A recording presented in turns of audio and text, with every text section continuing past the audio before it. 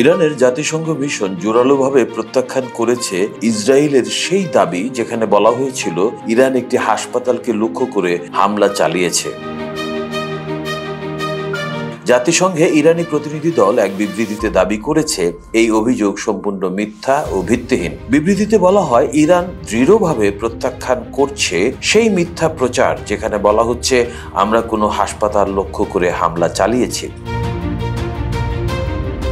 ইরানের প্রতিরক্ষামূলক পদক্ষেপ আন্তর্জাতিক আইনের সঙ্গে সম্পূর্ণ সঙ্গতিপূর্ণ এবং কেবলমাত্র সেই সব সামরিক স্থাপনাকে লক্ষ্যবস্তু করা হয় যেগুলো সরাসরি ইসরায়েলের অবৈধ আগ্রাসনে অংশ নিয়েছে বা সহায়তা করেছে।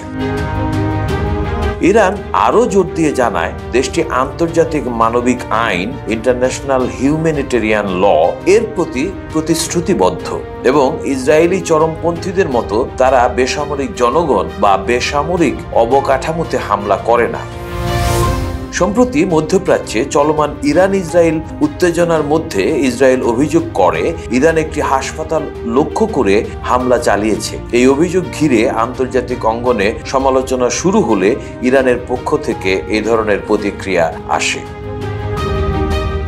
বিশ্লেষকরা বলছেন এই ধরনের অভিযোগ ও পাল্টা বিবৃতি কূটনৈতিক ও সামরিক উত্তেজনা আরও বাড়িয়ে তুলতে পারে। তবে ইরানের পক্ষ থেকে আন্তর্জাতিক আইনের প্রতি শ্রদ্ধা প্রকাশ এই বার্তাও দিচ্ছে যে তারা সংঘাতে মানবিক ন্যূনতম মানদণ্ড বজায় রাখতে আগ্রহী।